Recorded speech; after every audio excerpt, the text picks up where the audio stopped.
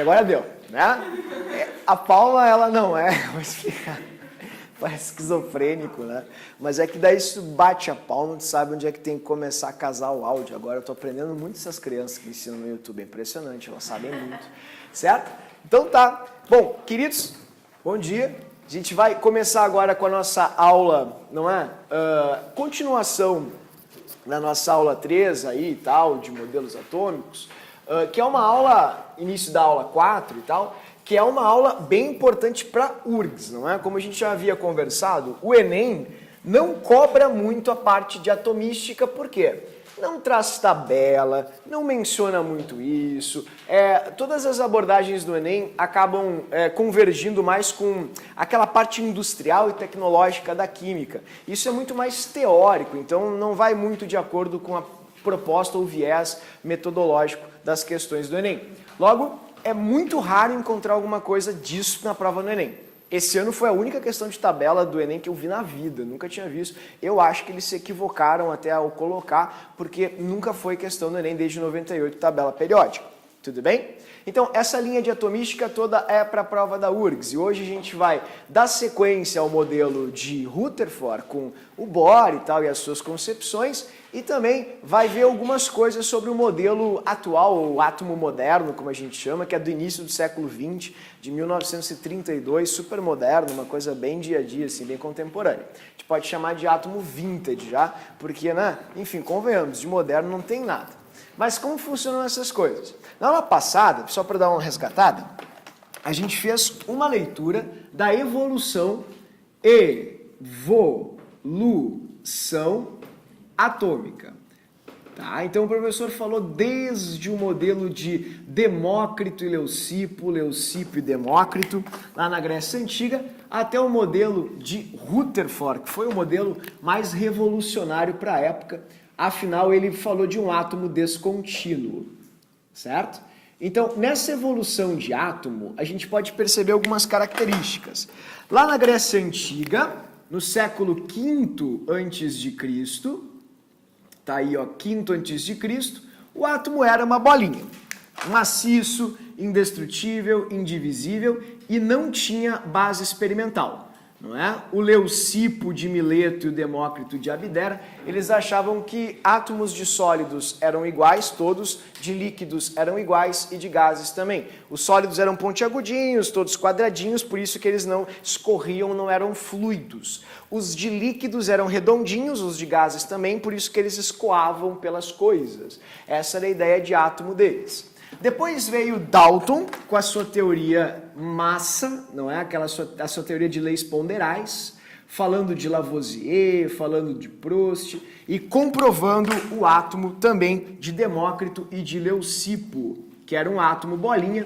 Só que o Dalton fez algumas intervenções mais, digamos assim, precisas. Primeiro, teve modelo experimental? Sim. O Dalton em 1808 não é? Já havia descrito o átomo experimental. Ou seja, ele fez medições de massa, análises de massas, para poder dizer que o átomo era maciço, indestrutível, indivisível, pois nada se cria, nada se perde, tudo se transforma. Essa era a bola de bilhar.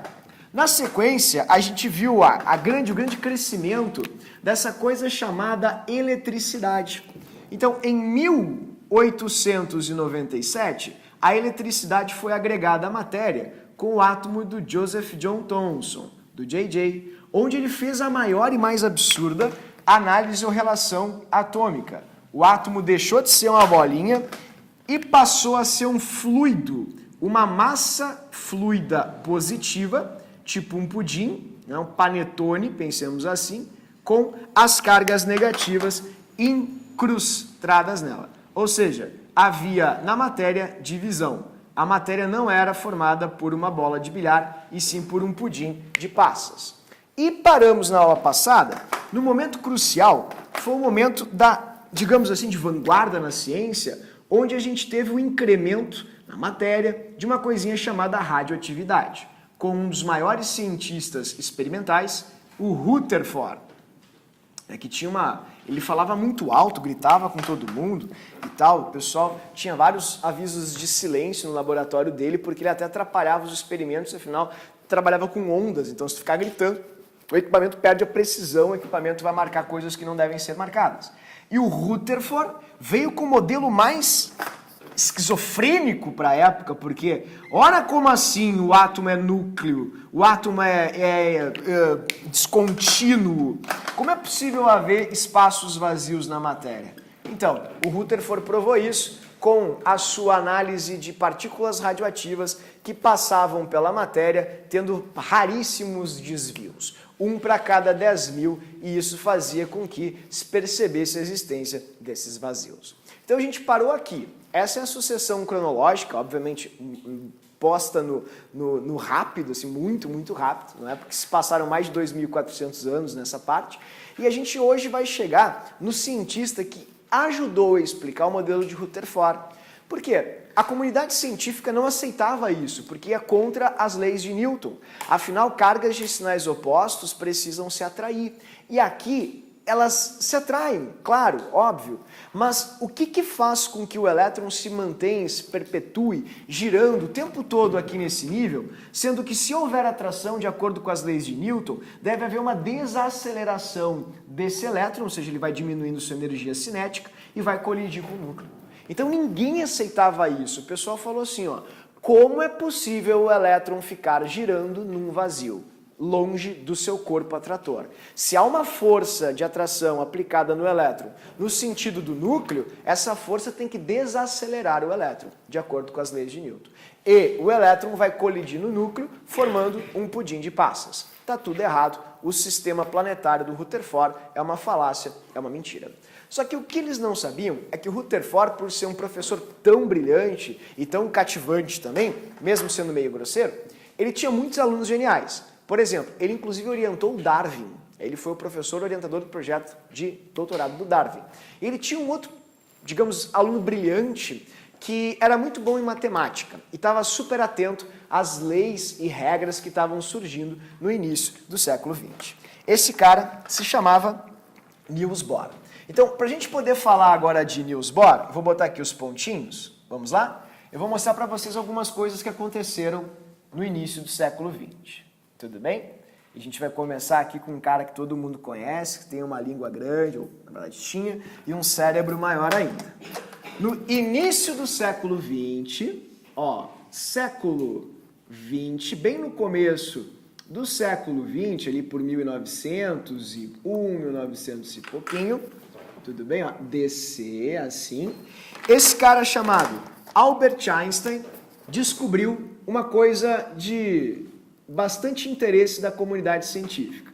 O Albert Einstein, ele falou muito sobre o efeito fotoelétrico. Tudo bem? Ele falou sobre a emissão de luz de metais a partir da incidência de ondas eletromagnéticas.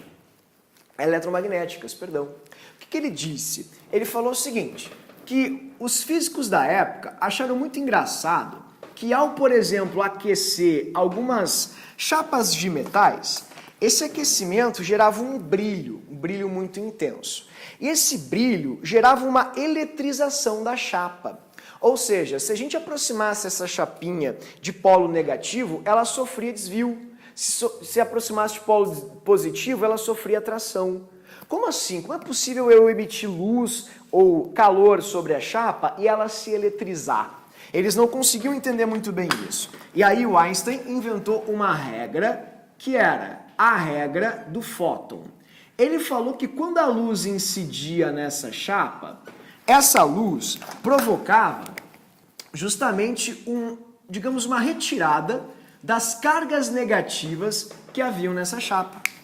Então, essa luz gerava uma energia que era absorvida pelos elétrons e os elétrons eram removidos, saíam da chapa. Está aqui o elétron saindo da chapa. Então, isso ele chamou de efeito fotoelétrico. Efeito fotoelétrico, que é o efeito dos fótons. Ou seja, ele disse que essa luz emitida ou essa energia era uma quantidade ou pacote energético.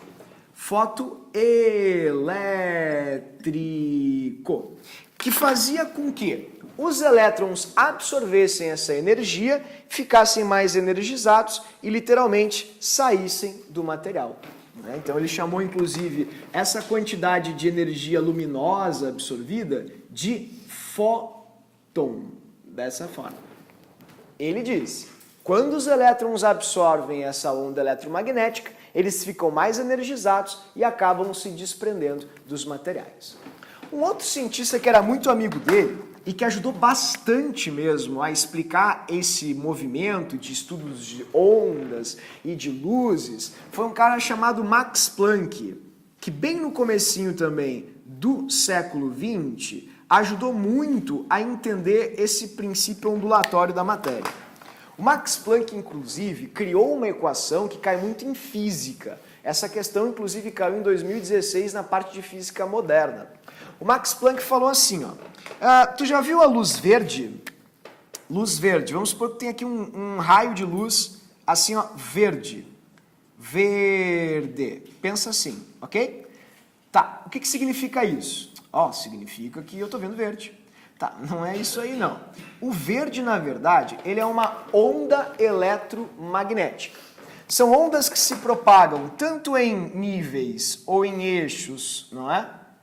Ó, perpendiculares, dessa forma, infinitos eixos, tudo bem?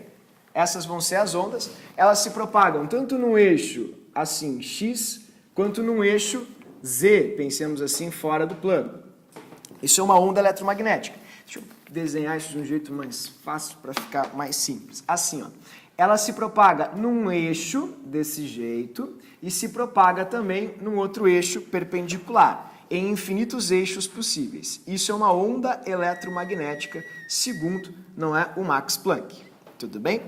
Ó, ela está se propagando nesse eixo, aqui, assim, e ela se propaga também nesse eixo aqui, dessa forma.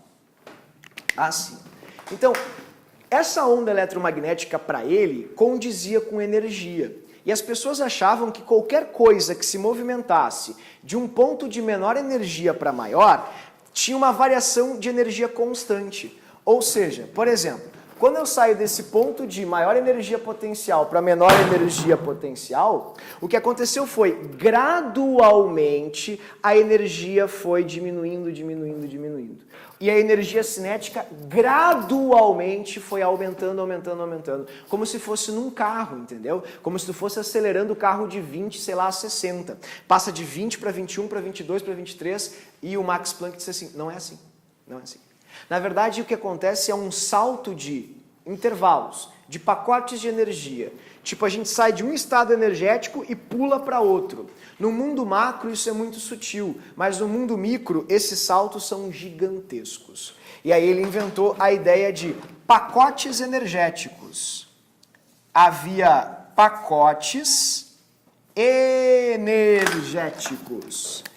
Energéticos. E esses pacotes energéticos ele chamou de quanta, que é o plural de um pacote que a gente chama de quanto. Quanta é o plural de quanto. Tudo bem? Assim. Então, cada um desses pacotinhos energéticos, ele chamou de quantum. Cada um desses estados de energia que os corpos pulavam ao passar de uma forma de energia para outra, era justamente chamado de quantum, do latim quantidade, por isso termina com M, dessa forma. Tá, e daí, o que isso tem a ver com a matéria? Tá super confuso. Não, ele foi tão a fundo, mas tão a fundo, que ele traduziu isso em matemática, em equação. E ele fez essa equação aqui, ó. A equação mais célebre do Einstein é igual a mc ao quadrado. A equação para o Einstein chegar nisso, inclusive, também passou por isso. Ó. E igual a H vezes F. Essa é a equação de Planck, que cai muito em física, demais mesmo, e tem uma relação bastante direta com o modelo de Bohr. O que é o E? E é a energia, são os quanta. E é a energia. Energia. Assim. O que é o H? O H é a constante de Planck. é uma constante. Ele percebeu que a energia sempre variava de acordo com um múltiplo comum, que é a constante que ele descobriu, calculou e chamou de constante de Planck. Tipo, quando a energia tinha passagem de um estado energético para outro, variava, esses pacotinhos de energia sempre tinham como múltiplos comuns a constante de Planck, que é igual a 6,62 vezes 10 na menos 34 Joule vezes segundo. Essa era a constante de Planck. Inclusive em física, quando eles pedem para vocês fazerem essa questão, eles dão a constante normalmente. Mas talvez se cair no Enem, algo desse tipo, acho legal saber, assim, o pessoal da física vai reiterar para vocês isso na hora que vocês forem trabalhar. E o F é a frequência. Frequência. Só que a gente precisa trabalhar com frequência olhando ondas, né? Ó, frequência. Dessa maneira. O que é a frequência? Vou fazer essa perguntinha para ti. Bom, a frequência nada mais, nada menos é do que a relação entre a velocidade de uma onda e o seu comprimento de onda. Quando a gente fala de uma onda, a gente mede a onda assim, ó. Vou mostrar para ti, é super fácil, tá? Ó, vamos supor que eu tenho um plano aqui, ok? Eu vou ter uma onda. Então a onda vai passar nesse plano. Imagine como se fosse uma onda de uma corda, dessa maneira. Tá? Os físicos medem o comprimento de uma onda. Vocês lembram como é que a gente mede o comprimento de uma onda? Pelas cristas, né? Ou pelos vales. Tu pega de uma crista até outra, assim, e isso aqui é o comprimento de uma onda. Comprimento da onda. A quantidade de vezes que essa onda passa por um ponto é o que a gente chama de frequência, justamente. E esse comprimento de onda, para não ficar chamando de comprimento, porque obviamente é uma definição e conceito grande, eles usaram a letra grega lambda para fazer essa relação. Então, quando a gente quer saber qual é a frequência de onda, por exemplo, eu vou ouvir ondas AM, FM, vou ver ondas de micro-ondas, por que eu não consigo? Por causa da frequência, dos hertz que a gente percebe. Numa TV, quando tu vê a movimentação da imagem, tu vê uma TV, minha TV ela é Full HD, ela é 4K, mas ela é de 60 Hz, é uma porcaria. Por quê? Porque tu não vê uma movimentação por causa da frequência da imagem emitida mais realista. Ela é de 240, já melhorou. Ela é de 480, 960 Hz, é a melhor. Quanto mais Hz tu tiver, maior é a frequência das imagens emitidas, mais realista é o movimento que tu consegue captar na TV. Então, o que isso tem a ver? Vou mostrar. Velocidade de uma onda é igual ao lambda, que é o comprimento dela, vezes a frequência que a gente havia conversado ali. Tá vendo? Dessa forma. Tá? Então, velocidade é igual ao comprimento, que está escrito ali em cima, vezes a frequência. Então, quando a gente fala em frequência de onda, basta dividirmos, graças às teorias de Max Planck, olha que fácil. A gente só passa aqui o lambda, que está multiplicando para cá, dividindo, e a gente vai ter a seguinte expressão. Frequência é igual a velocidade dividido pelo comprimento de onda. Tá, e daí, fraciona isso para mim. Significa que frequência é igual a 1 sobre comprimento de onda vezes velocidade. Tá, e daí? Como e daí, pessoal? E daí que a gente consegue estabelecer uma relação proporcional. Frequência e comprimento de onda são propriedades inversamente proporcionais. Quando as ondas têm comprimentos significativos, a frequência é pequena. Quando a onda tem um comprimento muito pequenininho, a frequência é grande. Então, em outras palavras, para a gente conseguir entrar no assunto Bohr bem direitinho, frequência e comprimento de onda são inversamente proporcionais. Tudo bem? A frequência é proporcional ao inverso do comprimento. Mas e daí? Onde é que tu quer chegar? Como onde é que eu quero chegar? Eu quero chegar em algo muito simples.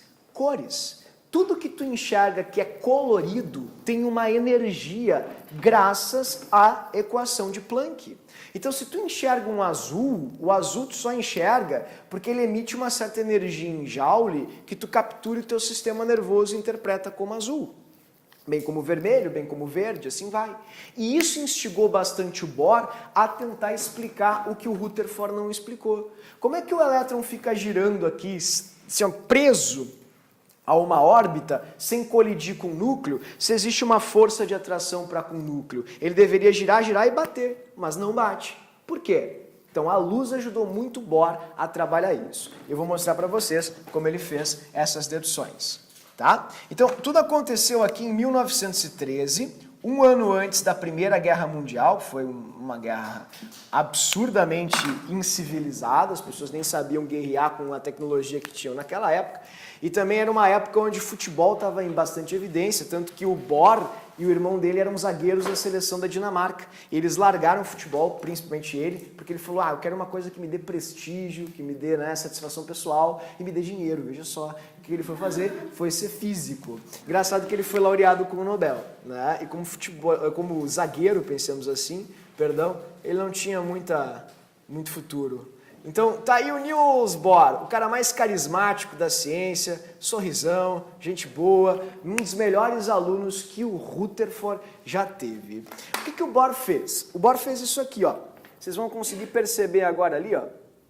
Deixa eu mostrar pra ti no simuladorzinho. Deixa eu ver aqui. Deixa eu ver se eu acho. Ele fez isso aqui, ó. Presta bem atenção. Isso aqui cai muito em prova, pessoal. Olha esse videozinho aí. Quando a gente pega e esquenta alguns materiais, por exemplo, dentro desses copinhos tem vários materiais, tem vários sais.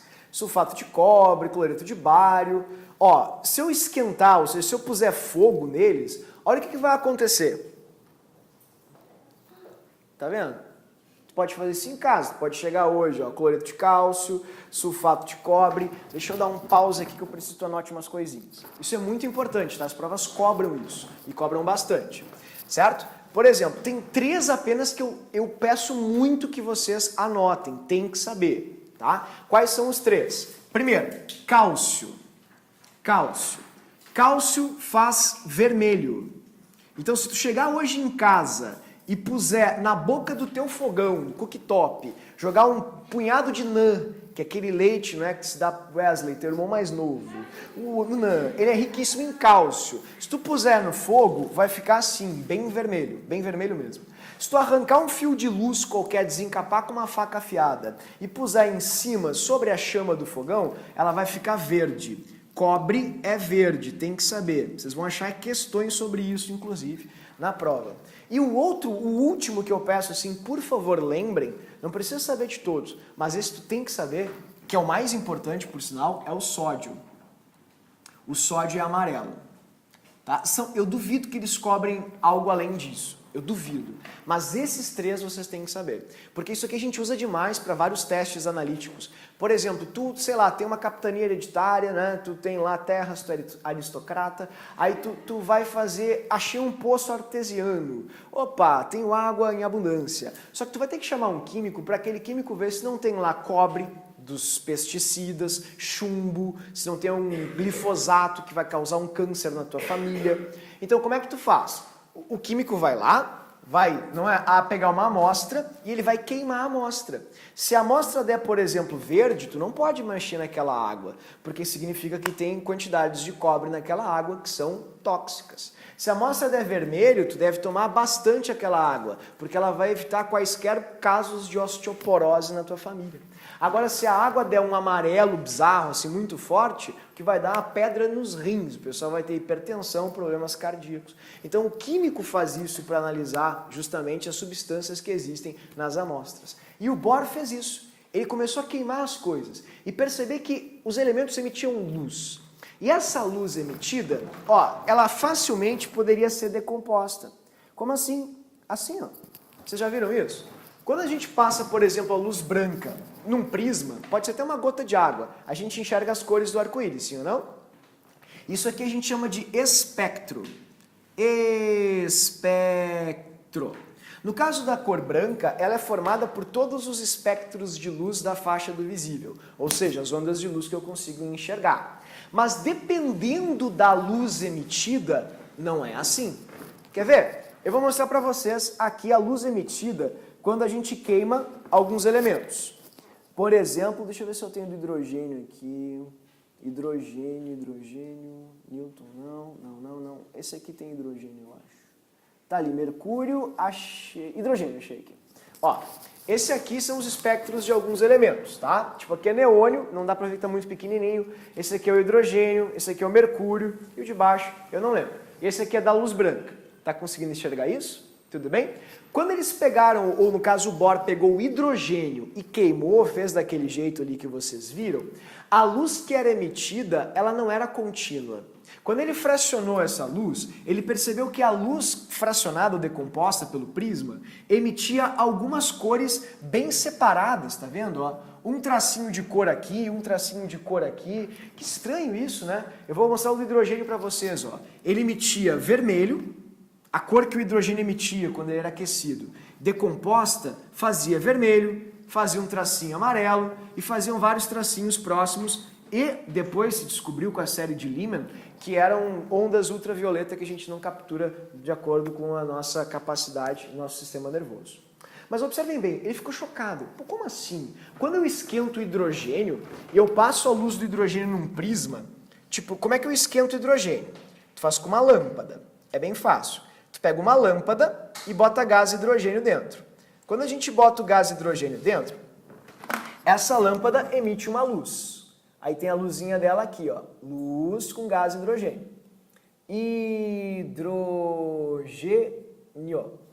Essa luz que o hidrogênio emite passa por um prisma. Tudo bem? E aí no prisma ela é decomposta. Tá? Isso aqui tem lá no Museu da PUC, é bem bacana. Hidrogênio. Então ele emite uma luz. Vou colocar aqui para ti, ó. Luz. Olha a luz. Esse raio de luz emitido pelo hidrogênio, ele passa por um prisma. Então a gente bota aqui o prisma. Certo? Prisma. Quando ele passa pelo prisma, como tu bem viu ali, ele acaba emitindo outras fontes de luz de forma muito estanque. Ou seja, ele emite, como tu mesmo vê ali, ó, uma luzinha passou pelo prisma, emitiu um feixe de luz vermelho, aí separado um feixe de luz amarelo, dessa maneira, tá vendo? E aí separado outros feixes de luz de cores frias, como por exemplo o azul e depois o roxo. Então era isso que acontecia, e aí o Bohr ficou chocado. Não, só um pouquinho, não poderia ser assim, tinha que ser o contrário, tinha que ser contínuo. Por que não é contínuo? Porque quando ele se literalmente difrata no prisma, por que tem esses espaços aqui descontínuos na luz? E aí o Bohr começou a pensar bastante sobre isso, sobre esses espaços descontínuos, e lembrou da teoria desse cara incrível aqui, chamado Max Planck. Que na verdade esses espaços de descontinuidade dos espectros, ó, espectros descontínuos. Descontínuos. Tudo bem? Se davam por causa dos pacotes de energia, dos quanta. Ok? Ele falou, é óbvio, é porque existem quantum de energia fixo para cada frequência de onda. Cada frequência de onda, que é uma energia, só consegue se formar dependendo de uma certa quantidade de energia. Aí ele começou a pensar, só um pouquinho. Significa que essa quantidade de energia vermelha condiz com a energia do vermelho. Ou seja, o hidrogênio produz uma energia X correspondente àquilo. Aí ele inventou o seguinte. Então eu acho que funciona assim. O núcleo está aqui no centro. Núcleo. E os elétrons realmente estão fora do núcleo. Só que os elétrons se encontram fora do núcleo em níveis de energias que são fixos. Energias características àqueles elétrons que não variam, são sempre iguais, são sempre as mesmas. E cada cor que eu consigo perceber aqui para um elemento condiz com a energia de um nível energético que esse átomo tem. Então, por exemplo, ele citou o vermelho condiz com o nível tal, o laranjinha condiz com o nível tal, o azul com o outro nível. E assim ele foi classificando, porque afinal, cor, tá vendo aqui, é energia, graças a essa forma. Então, como é que ele fez isso? Vamos lá, vamos por partes. Ele criou a teoria de níveis de energia quantizada. Ele disse que essas cores aqui, que se formavam de energia quantizada, se formavam porque ao redor do núcleo existiam níveis onde os elétrons ficavam. Tudo bem? Quantizada. Quantizada. Só que daí o pessoal perguntava, pô, Bora, mas tem um problema muito sério aí. Como é que surge essa luz, essa energia? Por que o hidrogênio, quando ele é excitado, ele acaba produzindo luz, como tu mostrou aqui numa lâmpada pequenininha com gás hidrogênio? Ah, ele foi o efeito fotoelétrico. Ué, o Einstein já disse pra gente que quando um material recebe energia, os seus elétrons ficam mais energizados e saem do material, saem do sistema. Tá, mas não está muito claro isso. Se eles saem do sistema, eles deveriam ficar positivos. E de onde surge essa luz? Como é que essa energia é emitida? Daí ele teve a brilhante ideia de pensar no seguinte. Tá, então eu vou inventar um modelo. Ele inventou. Vamos supor que o átomo seja formado, como o Rutherford falou, por um núcleo. Tudo bem? Núcleo, pensemos assim. Olha que fácil. É bem simples. Postulado. Postulado de Bohr. Lembrando que Bohr é o único que pode cair em prova junto com o Rutherford, tá, pessoal? Por isso que ele precisa de bastante atenção. Tá? É o atomista que o professor vai demandar mais tempo justamente por mexer mais com física. Bom, como é que funciona? Vamos supor que o átomo seja feito por um núcleo. Beleza, tá tudo certo. E vamos supor, então, que existam essas camadas energéticas ao redor desse núcleo. Ok? Tá, beleza. A energia total de um nível de energia, ela tem que ser a soma da energia cinética e da energia potencial desse nível. Energia total. Ela tem que ser a soma da energia cinética mais energia potencial desse nível. Bah, não entendi. Alguém tem uma garrafinha d'água? Tu pode emprestar essa garrafa? Não, essa aqui acho que é muito grande. Pode ser essa aqui, Carol. Tudo bem? Olha só, como a gente já conversou. Isso aqui é uma garrafa d'água, ela não está estragada, né? Vocês sabem que está aberta ali, ó, sai até a água, como vocês podem ver. O que acontece? Porque quando eu faço isso aqui, ó, por exemplo, ela não cai, não é? Eu sei, calma, não precisa se emocionar. Por que quando eu fiz isso ela não caiu? Porque eu apliquei uma força sobre aquele líquido, não é? Que foi uma força ou aceleração centrípeta que empurrou aquele líquido para fora. E é como o líquido ele tem uma energia que eu acabei aplicando, não é? Que é uma energia cinética, ele conseguiu ficar compactado no sistema sem cair. Então, o que eles falavam? Ou no caso o Bohr falou, o elétron está girando. Ele tem energia cinética e a energia potencial relativa ao nível. Quando o elétron gira mais, ele fica mais energizado. Então ele não pode ficar no mesmo lugar. Porque se ele gira mais, como vocês bem viram ali, quanto mais eu giro, maior é a força que eu faço e maior é a intensidade para fora, digamos assim, que a água acaba tendo ou apresentando. Como numa curva, quando tu vai fazer com um carro, se tu faz muito rápido, se a tua energia é muito grande, tu vai sair fora, literalmente, com o pleonasmo, né? Tu vai sair da curva. Então foi isso que ele falou. Se o elétron for muito acelerado, tiver uma energia cinética muito grande, ele acaba indo para níveis mais externos. Por quê? Porque a tendência dele é ir para fora. Então ele falou, os níveis mais externos são níveis com mais energia. Para um elétron ficar nesse nível, ele tem que ter mais energia. Tá, eu não estou entendendo, Bohr, como funciona isso? É muito fácil. Imagina um elétron. Eu vou pegar pontualmente um elétron nesse nível aqui, tá? Então, observem bem esse elétron. Ele tem a energia correspondente à energia que o meio fornece para ele. Sim ou não? Então nós estamos recebendo energia do meio. Esse elétron tem essa energia. Vamos supor que eu bote esse átomo no fogo e ele ganhe energia. Ganhe energia. Ó, presta bem atenção. Ganhou energia. Se esse elétron ganha energia, como vocês bem viram, queridos, ele começa a fazer o quê? Ganhou energia. Ele fica mais o quê? Agitado. E se ele fica mais agitado, ele não gira mais? E se ele girar mais, ele vai conseguir ficar nesse nível, pessoal? Não, porque a tendência é empurrar ele para fora. E quando ele ganha essa energia e é empurrado para fora, ele faz isso aqui, ó. Ele pula para um nível mais externo. Foi isso que o Bohr inventou para explicar. Então ele disse que o que acontece é a absorção absorve quanta, que é o plural de quanto? Quanta de energia, ok?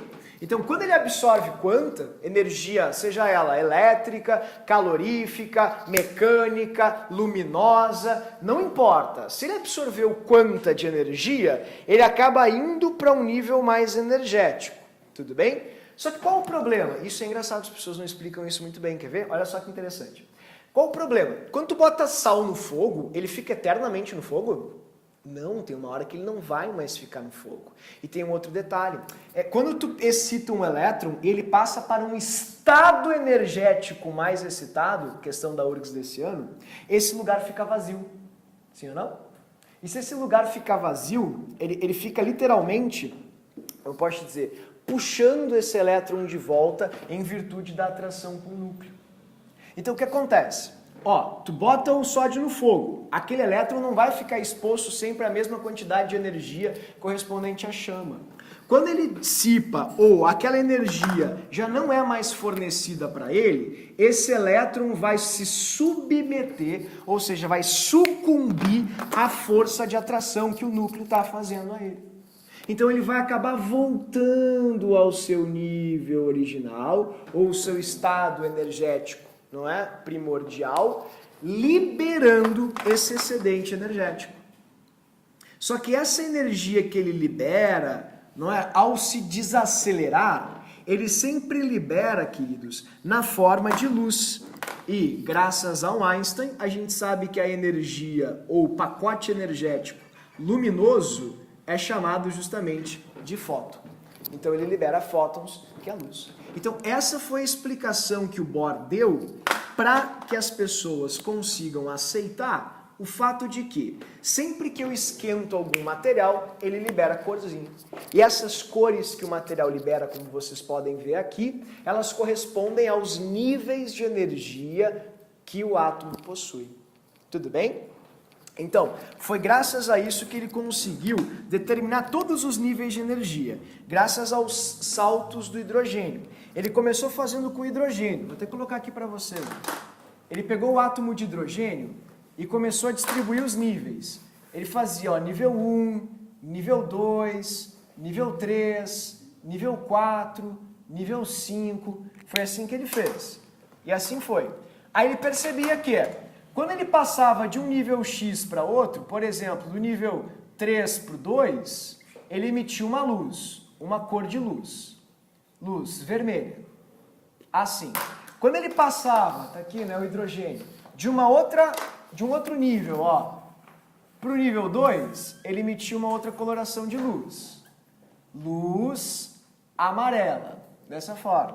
E quando o elétron vinha de um outro nível superior, lá para o nível 2, depois na física o pessoal vai explicar para vocês por que era o nível 2, mas eu já te antecipo aqui, tá? O nível 2 é porque na transição do elétron para o segundo nível, a energia fica na nossa faixa divisível. Se a transição do elétron for para o primeiro nível, ela fica na faixa do ultravioleta, a gente não consegue enxergar nenhuma delas. Inclusive teve um cientista, quando vocês forem ter aula de física sobre isso, perguntem, que o nome dele é Lyman, assim, ó. Certo? Que ele definiu as outras faixas quando o elétron pulava para o primeiro nível do hidrogênio.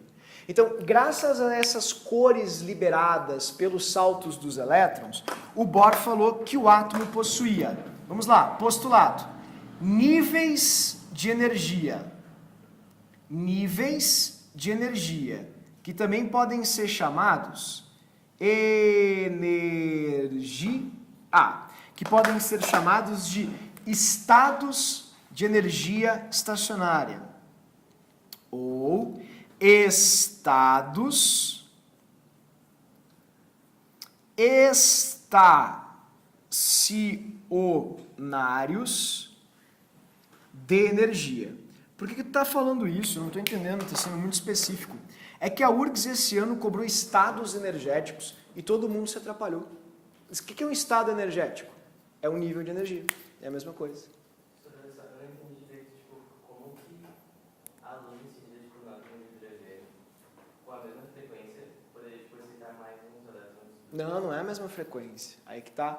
Ele fica emitindo quantidades de energia diferentes. E cada quantidade de energia que o elétron absorve, ele emite uma luz. E foi justamente nesse aumento energético que ele foi avaliando e vendo todas as possibilidades de salto que o elétron de hidrogênio poderia fazer. Entende? Por exemplo, Gustavo, olha só, ele emitiu X joules de energia, ou electron-volts. Então, quando ele emitiu X, ele viu que o hidrogênio liberava vermelho. Então se ele liberou vermelho, como tu está vendo aqui, é porque naquela transição ali eu tenho tanta quantidade de energia. Então ele começou a categorizar a diferença energética entre os níveis. Aí eu aumentei a energia sobre o hidrogênio. O que aconteceu? Mais outra cor. Aumentei mais ainda a energia sobre o hidrogênio. Outra cor. Então ele foi gradualmente aumentando a energia e verificando quais eram os saltos que os elétrons de hidrogênio davam. Foi assim. Tudo bem? Então, estados estacionários de energia é como a gente chama os níveis energéticos. Outra coisa, ele falou uma coisa muito importante, pessoal, que sempre que um elétron se encontra num nível, a sua energia permanece constante. A energia do elétron em um nível, a energia do elétron no nível do elétron em um nível é constante. Em um nível é constante, ou seja, é sempre a mesma, a não ser que ele seja excitado. Tá? Isso é super importante, as provas adoram cobrar. Constante, ok? Então é sempre a mesma, nunca vai mudar, a não ser que ele sofra, como o próprio Gustavo comentou agora, energias externas diferentes. Se nós esquentarmos ou se nós resfriarmos algum material, os seus elétrons vão sofrer essas nuances de energia. E essas variações vão gerar colorações diferentes, saltos diferentes e assim por diante. Então, é muito fácil trabalhar com Bohr em química. Em química é muito simples, porque eles não aprofundam muito. É em física que eles vão pedir para que vocês trabalhem com equação, que vocês vão mais a fundo. Mas em química eu me preocupo muito porque é o único modelo que realmente cai quando cai. É o modelo de Rutherford e Bohr, porque foram os modelos que, digamos, se complementaram. Então as palavras-chave de Bohr e que complementaram o modelo de Rutherford são níveis. Ninguém falou de níveis. E o experimento do Bohr, qual foi a experiência que ele fez? Vocês acabaram de ver e vocês estão vendo no quadro. Ele trabalhou com cores. Só quem trabalhou com cores foi Bohr. O Bohr, de um jeito super simplificado, ele analisou as cores emitidas pelos materiais. E como o Planck falou que cor é energia, cada corzinha ele categorizou num nível de energia. Então, como vocês viram, se o cálcio liberava vermelho, ele analisou o vermelho do cálcio e viu todas as energias que o cálcio poderia ter e chamou essas energias de níveis de energia. Tudo bem? Então é muito fácil, é bem simples e eu tenho uma notícia super boa para vocês. As provas param aqui. Nenhuma prova vai além daqui. Nós aqui iremos agora rapidamente, eu vou ser super sucinto, porque eu não lembro de uma questão sobre modelo atual, não é, de elétrons em provas. Então eu vou apenas passar para caso vocês encontrem uma questão antiga ou o pessoal da CAF enlouqueça, que é uma prova que pode cair uma coisa absurda dessas, ou alguém aqui queira fazer prova no ITA ou algo do tipo. Tudo bem? Então, queridos, bem rapidinho, só para a gente revisar o Bohr, não esqueçam que ele estudou os espectros descontínuos de luz. Ele trabalhou com luzes. É uma palavrinha para cada um, basicamente.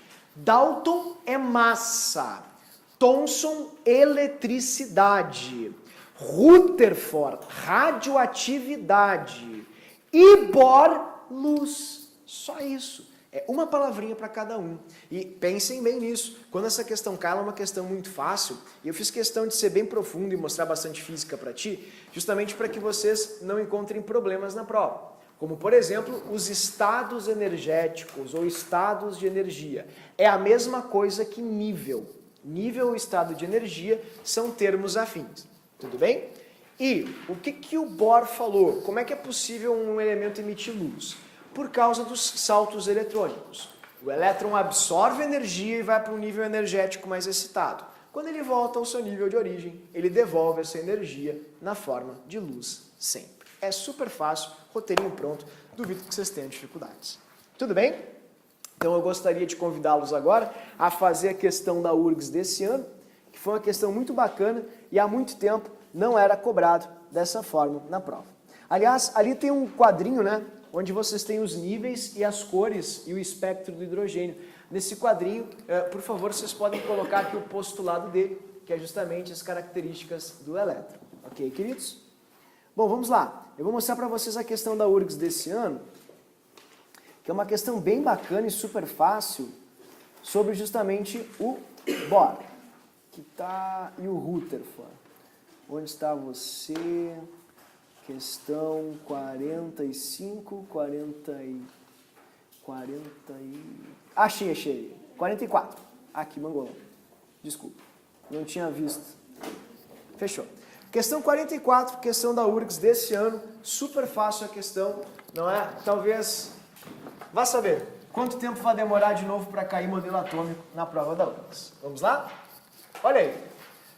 Considere as seguintes informações a respeito do experimento de Rutherford e do modelo atômico de Rutherford-Bohr. Lembrando que Rutherford e Bohr se, digamos assim, corroboraram. Ou seja, um complementou o outro, tudo bem? Não foram modelos atômicos divergentes. 1. A maior parte do volume do átomo é constituída pelo núcleo denso positivo, pequenininho, concêntrico, 10.000 vezes menor que o átomo. Será que isso está certo, pessoal?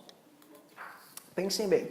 A maior parte ou volume do átomo não é dado pelo núcleo. O núcleo é sempre pequeno. Lembra daquela analogia que o professor fez para ti? A comparação no modelo de Rutherford o núcleo é como se fosse uma bola de futebol num estádio de futebol. Todo o estádio é justamente a área correspondente aonde os elétrons se encontram. Não é? E o núcleo é a bolinha de futebol. Então está errada. A maior parte do volume é tamanho ou dimensão do átomo, não é dada pelo núcleo. O núcleo é a menor parte, o núcleo é isso aqui. A maior parte é dada por vazio, onde os elétrons se encontram. Esse é o modelo de Rutherford. Tudo bem? Me fiz entender? Vocês entenderam isso, sim ou não? Ok. 2. Os elétrons se movimentam em órbitas estacionárias ao redor do núcleo. O que são órbitas estacionárias, pessoal? Está escrito no quadro. São os estados estacionários de energia. Qual é o outro nome que a gente pode dar para isso, pessoal? Níveis de energia. Tá certo isso? Sim, tá correto. Tá? Órbitas estacionárias, queridos, é a mesma coisa que níveis de energia ao redor do núcleo. E 3, o elétron, ao pular de uma órbita mais externa para uma mais interna, emite uma quantidade de energia bem definida. Tá certo isso? Quando ele volta, ele libera energia, sim ou não? Sim, libera quantidades bem definidas de energia, chamada fótons, sempre energia luminosa. Resposta certa, letra D. Tudo bem? Fácil, difícil? Vocês entenderam isso, pessoal? Sim ou não? Então, essa é a questão, bem bacana a questão de Rutherford-Bohr da URGS desse ano. Não sei se vocês lembram dessa questão. Certo? Eu vou fazer com vocês aqui mais algumas para tu perceber como a URGS, em particular, cobra isso, porque o que cai no Enem sobre é só radioquímica e tal, ou alguma coisa sobre, enfim, elementos, né? A URGS é que cobra mais modelo atômico. A penúltima questão da URGS sobre modelo atômico foi essa aqui, ó, 2014. Tá? Então eu vou revisitar contigo, que é a questão 32. Muito fácil, por sinal. Vou fazer aqui com vocês para vocês perceberem isso. Diz assim: Questão 32, queridos, página 73. Glow sticks são tubos plásticos luminosos, utilizados como pulseiras em festas e que exemplificam o fenômeno da quimioluminescência.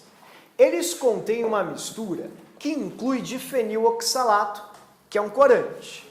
Dentro do tubo, encontra-se um tubo de vidro menor que contém peróxido de hidrogênio. Quando o tubo exterior é dobrado, o interior quebra-se e libera o peróxido de hidrogênio. Este reage com o difenil, formando fenol e peróxido cíclico, o qual reage com o corante e forma dióxido de carbono. No decorrer do processo, nada disso é importante. No decorrer do processo, elétrons das moléculas são promovidos para estados eletrônicos excitados. Estados eletrônicos excitados são estados eletrônicos, ou seja, níveis de energia de maior energia, mais energéticos. Então, se os elétrons pulam para níveis mais energéticos, uma hora eles vão voltar, porque essa energia fornecida não vai ser sempre a mesma, ok? A energia vai se dissipar e ele vai voltar liberando energia na forma de luz, certo? Então, o que é a quimioluminescência? Quimioluminescência é um fenômeno químico que pela reação química, a própria reação química gera energia química que faz com que o elétron se excite, pule e volte, liberando energia. O Enem já cobrou isso uma vez com vagalumes. Como é que o vagalume produz luz? O vagalume produz luz a partir de reações de quimioluminescência.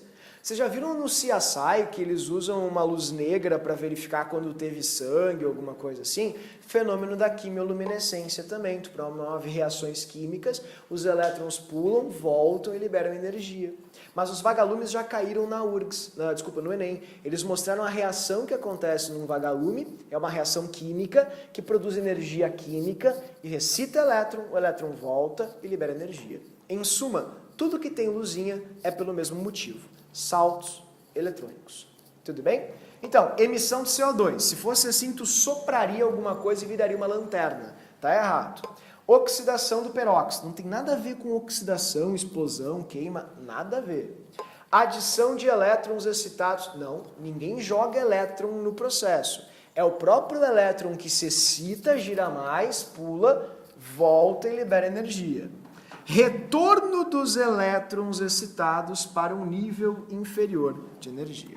Resposta certa, letra D. Tudo bem? Bem fácil a questão. Queria que vocês acompanhassem, então, numa que foi uma grande pegadinha da prova da URGS, de um tempo atrás. Muita gente errou. Deixa eu ver. Oi? Quando eles estão absorvendo, eles não criam, né? Não, quando eles estão absorvendo... o elétron, se tu olhar pontualmente, vamos pensar só no elétron, quando ele está absorvendo, ele não vai brilhar, porque ele vai absorver aquela energia e pular. Só que quando tu analisa um átomo, tu tem que pensar que um átomo muitas vezes tem vários elétrons. E quando a gente pensa numa substância, tem muitos átomos. Então a quantidade de átomos e elétrons que tem num gás, por exemplo, é absurda. Então, ao passo que alguns estão pulando, outros estão voltando. Por isso que conforme eu forneço energia, eu tenho luz. Né? Existem 3 formas de explicação ou classificação para isso. A luminescência, que é um processo onde espontaneamente se produz luz, como no caso do vagalume, como no caso disso.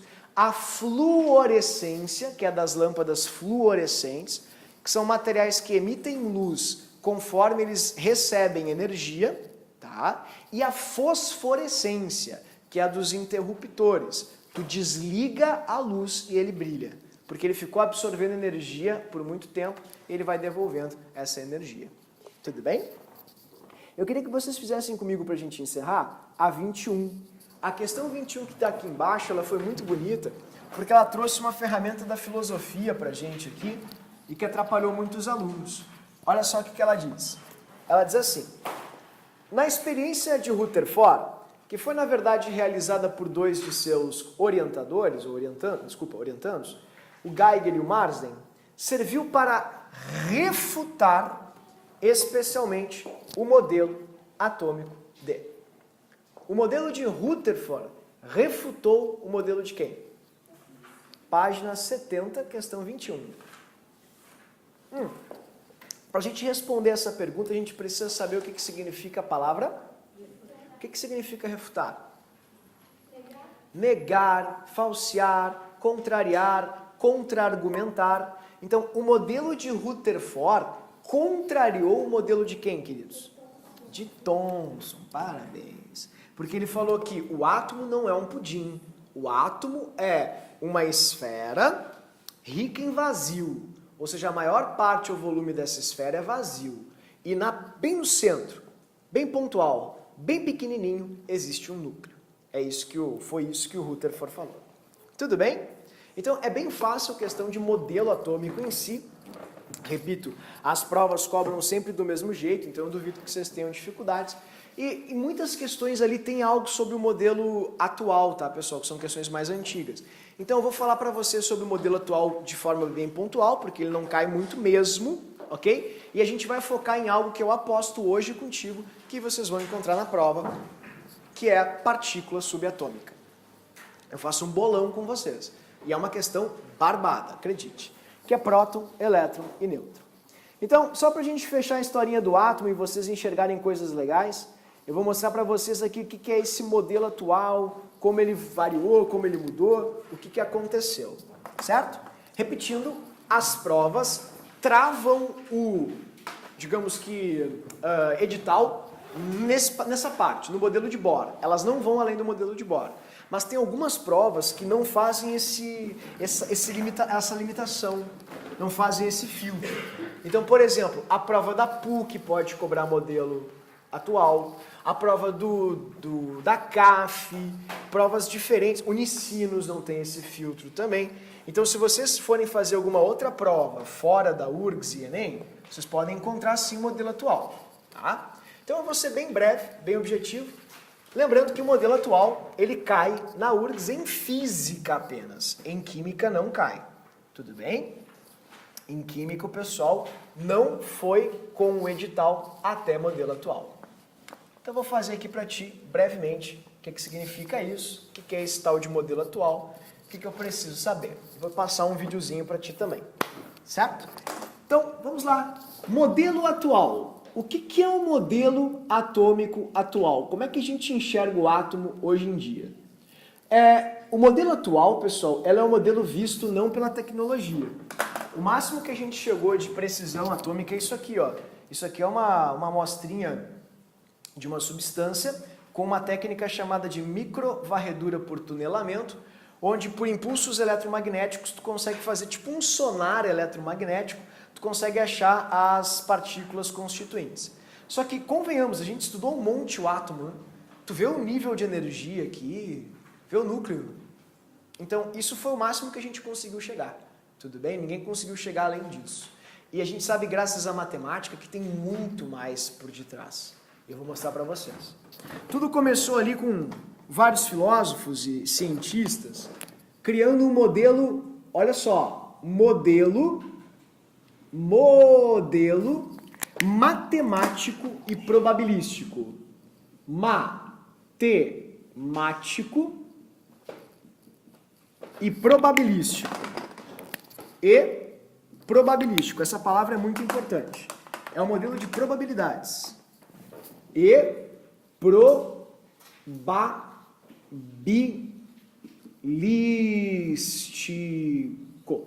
Esse é o modelo atual. Certo? Quem foram os cientistas que constituíram o modelo atual? Tudo após ali o modelo de Bohr, após Primeira Guerra Mundial. O primeiro deles ali, na verdade eles foram contemporâneos, o de Broglie e ele. Mas o mais interessante é esse aqui, ó. Esse aqui causa muitos erros, tá? Presta bem atenção. O nome dele foi, ou era na verdade, Sommerfeld. Assim. O que o Sommerfeld disse? O Sommerfeld analisou os espectros do Bohr com um pouquinho mais de precisão. Ele continuou perpetuando a experiência do Bohr e ficava analisando aqueles tracinhos que vocês viram nos espectros de luz. E ele viu uma coisa muito chocante, ó. E quando ele pegou a luz azul, assim, por exemplo, pegou a luz azul, ok? Ele analisou que essa luz azul, ela tinha uma coisa que era estranha, Tipo, quando tu olhava com mais atenção, assim, com uma microscopia mais apurada, porque a ciência começou a evoluir bastante nessa época, e rapidamente, tu achava uma coisa diferente, tipo, tracinhos de energia diferentes. Quer? Eu vou tentar explicar de uma forma super simples. Ó. Quando ele analisava o traço, a luz, o espectro azul, que o Bohr chamou de nível energético azul, pensemos assim, de jeito grosseiro, esse nível de energia azul, olha só, ele era formado por vários outros microníveis. Assim. Tipo, dentro dele haviam vários outros pequenos níveis. E ele, pô, como assim? Tem vários tracinhos com tonalidades diferentes de azul dentro.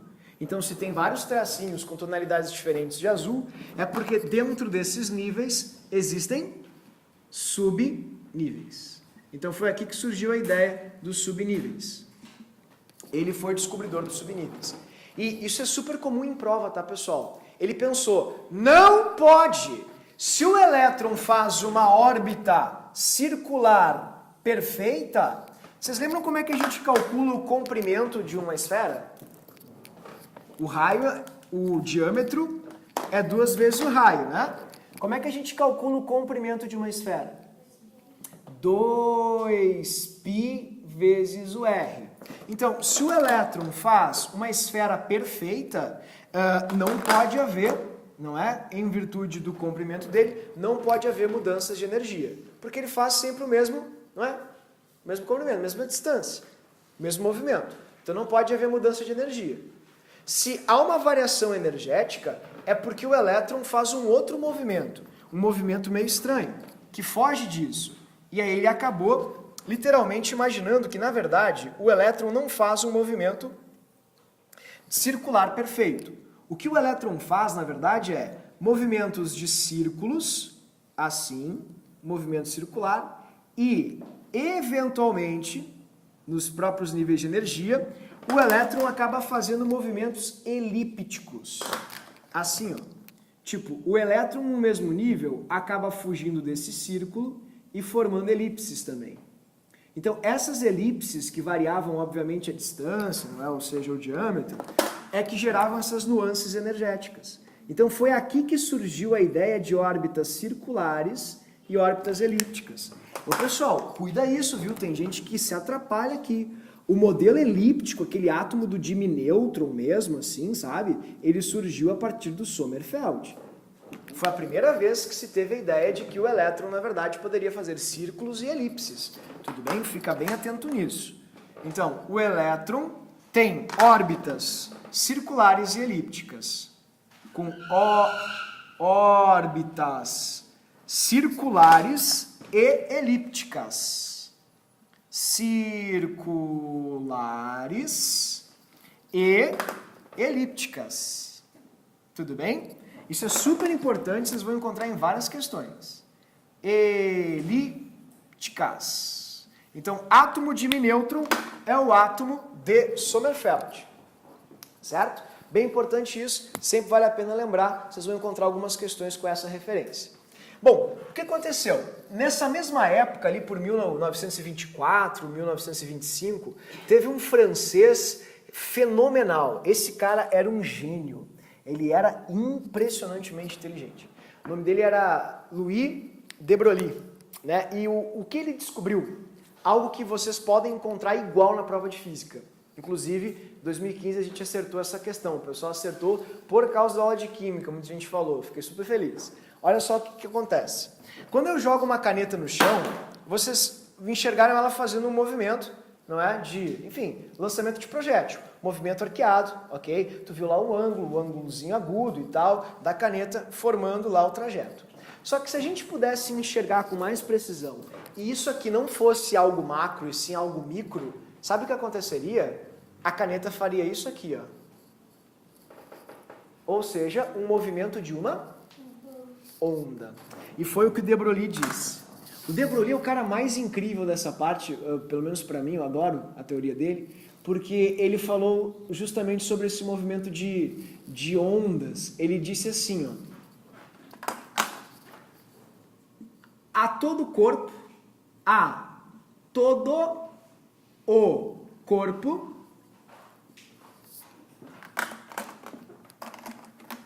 há uma onda, há um comportamento ondulatório, comportamento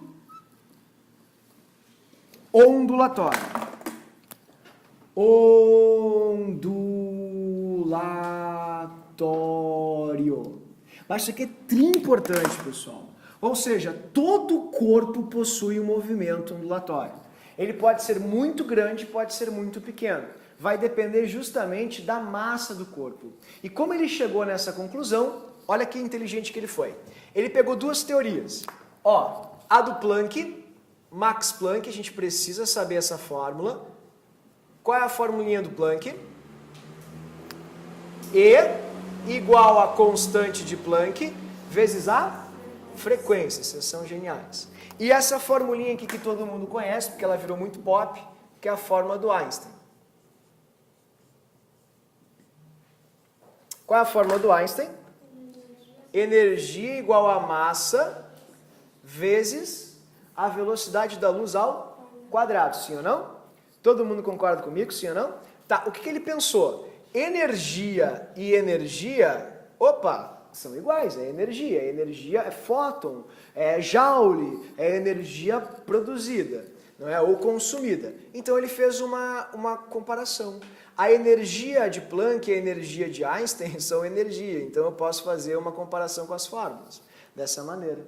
Tudo bem? Preste bem atenção no que ele fez. A primeira transformação que ele promoveu foi essa. E a física já pediu para os alunos deduzirem essa fórmula, inclusive. Estou deduzindo para ti. A frequência é igual justamente a velocidade dividida pelo comprimento de onda. Certo? Então, olha como é que vai ficar a formulinha. Ó, constante de Planck vezes velocidade dividido por comprimento de onda. Ok? Ó, velocidade, que eu vou chamar de C, como Einstein chamou, que é a velocidade da luz, que é a velocidade a qual a gente associa a ondas eletromagnéticas. Vai ser igual a massa vezes velocidade ao quadrado. O professor é meio burro. Se a gente tem velocidade ao quadrado aqui e velocidade aqui, se eu dividir uma pela outra, vai dar o quê? Velocidade, vocês são geniais. Então, continuemos a continha aqui em cima. Olha que lindo. Então, a constante de Planck vai ser igual a 1 sobre o lambda igual a massa vezes a velocidade. Sim ou não? Então, eu vou isolar aqui o comprimento de onda para nós fazermos relações com o movimento ondulatório. Se eu isolar o comprimento de onda, eu vou passar ele para cá, multiplicando. Então, vai ficar, ó, comprimento de onda igual a constante de Planck dividido por massa vezes a velocidade. Então, onde é que tu quer chegar? Sabe por que tu não enxergou a caneta que eu joguei ali no chão fazendo um movimento de onda? Vou deixar bem claro aqui para ti. Ó, sabe por quê? Porque a massa da minha caneta é muito o quê? Grande. E comprimento de onda é inversamente proporcional ao quê? A massa. Corpos grandes têm comportamento ondulatório muito pequeno. Corpos pequenos têm comportamento ondulatório absurdamente grande. A massa do elétron é grande ou é pequena? É desprezível. Então o elétron, na verdade, não pode ser uma bolinha representado. O elétron tem que ser representado como se fosse luz, uma onda eletromagnética. Graças a esse fenômeno chamado Louis de Broglie, a gente conseguiu perceber justamente isso. Tá? Que o elétron, na verdade, não é uma partícula, como Thomson tinha dito. Ele é uma onda-partícula. A massa dele é tão pequena, mas tão pequena, que é praticamente desprezível. Então, o comportamento do elétron é praticamente igual ao comportamento da luz. Portanto, quando eu olho para um átomo, eu não posso olhar uma bolinha girando em torno do núcleo. Eu tenho que olhar uma onda eletromagnética se comportando e girando em torno do núcleo. Então, ele disse, de Broglie, prosseguindo, elétrons são onda-partícula. Ó, onda-partícula. O elétron, é onda partícula. Partícula. O que significa isso? O elétron é onda partícula. Significa que o elétron tem um comportamento corpuscular e ondulatório. Ele não pode ser desenhado como uma bolinha. Por quê? Afinal, repito, comprimento de onda é inversamente proporcional à massa de um material. Logo, quando a gente fala em um mundo micro, a gente não pode enxergar coisas muito pequenas se movimentando como coisas grandes, porque elas sempre vão ter comportamentos ondulatórios bastante expressivos em virtude da sua massa. Então, como é que eu enxergaria um átomo? Assim, queridos, ó. Esse é o teu átomo. Quer enxergar ele com as equações já prontinhas enquanto eu vou conversando contigo? Olha que legal esse vídeo aqui, ó. Acompanha esse vídeo aí para tu ver. Ó, como é que eu enxergaria um átomo? Seria assim. Vai dando uma olhadinha nesse vídeo. Esse seria o átomo. Isso aqui seria o elétron, tá vendo? Ó, não é partícula. Ele é uma onda partícula. Ele tá assim, ó. E como ele gira muito rápido, tem muita energia, ele acaba criando uma região. E agora a gente vai um pouquinho mais a fundo. Tu viu o nível aparecendo ali? Ó, nem sempre variação energética gera uma circunferência. Pode gerar uma elipse. E agora a gente, com as equações de Schrödinger, a gente já consegue perceber que não é só elipse, que é o que a gente vai estudar na aula que vem, na aula de números quânticos. Olha o que ele pode formar, ó. Tá vendo que lindos níveis? Olha o que ele pode formar também. Fica atento agora. Olha que massa isso. Ó, ele começa a se dividir e formar estruturas diferentes. Ele vai formar aqui coisas como, por exemplo, halteres, cilindros, formas... Aqui não sei se fica fácil, vocês conseguem ver aqui? Não? Quem sabe vocês poderiam desligar ali para mim, por gentileza? Que eu passo de volta aqui o vídeo. Deixa eu ver onde é que está ali a divisão. Pronto. Dá para enxergar melhor agora? Ó, fechou? Tá vendo ali? Ó, agora é a divisão, ó. Aumentou muito a energia do elétron, ele não olha ali, ó, tá vendo? Tá vendo à esquerda? Ele não faz bolinha, ele faz outras coisas. Olha que lindo, ó. Olha que massa. Desculpa, eu me emociono nessa parte, tá? Olha ali, ó. Olha o que o elétron pode fazer, tá vendo? Isso aí. Graças ao quê? A energia dele. A relação entre a energia total dele... Opa, desculpa, pessoal. Passou meio rápido. Pronto, parei. A energia total dele e justamente a relação com a atração nuclear. Então, isso é o elétron. É uma onda partícula. E daí um cara que... Pô, a história é muito legal. Depois eu mostro pra vocês a foto. Eu esqueci de gravar a foto aqui pra mostrar pra ti no iPad. Mas é muito massa. O Bohr e o Einstein, eles brigavam muito, discutiam muito. Eles tinham várias, digamos assim, opiniões antagônicas. E o Einstein tinha uma frase que era muito clássica, que ele dizia assim, God doesn't play dice. Deus não joga dados. Tudo na natureza é explicado pela matemática. Eu posso provar sempre, sempre. E aí ele fazia. Aí o Bohr falava, tá, então me fala isso. Aí o Einstein ia lá e mostrava, jogava na cara dele. Ó, tudo que ele fazia, ele tinha uma equação matemática para comprovar, para mostrar. Aí teve um dia numa convenção em Bruxelas que o Bohr chamou obrigado, Isa, obrigado mesmo, querida. Que o Bohr chamou um aluno, um dos mais brilhantes que ele já teve. O nome desse aluno era Heisenberg. Aí o Heisenberg falou assim, ó, ô chefe, tem uma coisinha para tu mostrar. Olha só o que ele mostrou, olha que lindo isso aqui. Heisenberg, óbvio que como não era o Einstein, ele jamais ia aceitar algo que não tivesse um embasamento muito claro. Então o Heisenberg conseguiu deduzir matematicamente uma das equações mais bonitas que existe na filosofia da ciência, que é essa aqui. Δx vezes ΔP, que é o movimento, a gente pode usar aquela letrinha grega também, né? Um pouco e tal. Vai ser igual a H barrinha por 2. Assim. Esse H barrinha é a mesma coisa que a constante de Planck dividido por 2π. Meu Deus do céu. Sabe o que significa isso? Princípio da incerteza. Se o elétron é uma onda partícula, é impossível enxergar ao mesmo tempo a posição e a velocidade do elétron. Bah, que difícil. Tu viu ali, né? Te mostrei o videozinho. É impossível a gente congela. Cadê o elétron? Tu não vê. Sabe por quê? Porque Porque para tu enxergar alguma coisa, tu precisa de quê? Luz. Luz é energia? Sim. A mínima nuance energética já faz com que o elétron se excite, salte, varie. Então, o Heisenberg conseguiu explicar matematicamente que quanto maior é a precisão da velocidade do movimento, maior vai ser a incerteza para com isso em relação ao elétron.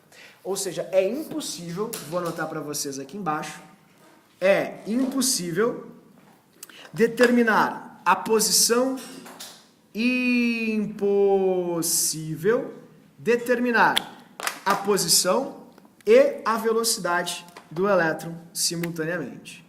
Tudo bem? E aí que foi legal a convenção, pô, só tinha gente bacana. Tinha a Marie, Rutherford, Thomson, só os grandões da ciência da Europa. E daí o Bohr e o Einstein estavam discutindo ferrenhamente e o Heisenberg trouxe para ele a formulinha, ele mostrou pro Einstein assim. E o Einstein tentava quebrar e não conseguia. Aí ele ficou muito bravo. E aí ele gritou, né? Ele falou assim, God doesn't play dice. E aí saiu fora. E eles tinham que tirar uma foto depois, que é uma convenção muito célebre. Aí na foto dá pra ver direitinho assim, tá o Einstein assim, ó. E aí do ladinho dele tá o Bohr assim, ó. Bem faceiro, porque o Einstein ele era, pô, sabe, tipo austríaco, claro, seco, os sentimentos, aquela coisa, e ele era muito turrão, assim, afinal ele era o Einstein, ele podia ser muito presunçoso, e ninguém conseguia ganhar a discussão dele, tecnicamente, né, e o Bohr conseguiu, graças ao Heisenberg. Por isso que o nome do personagem do Walter White era Heisenberg. É impossível, é verdade, é impossível determinar, ok? Simultaneamente a posição e a velocidade do elétron. Multaneamente. Saúde. A posição e a velocidade do elétron. Tá, pessoal? Então a gente já encerra aqui o nosso modelo atual.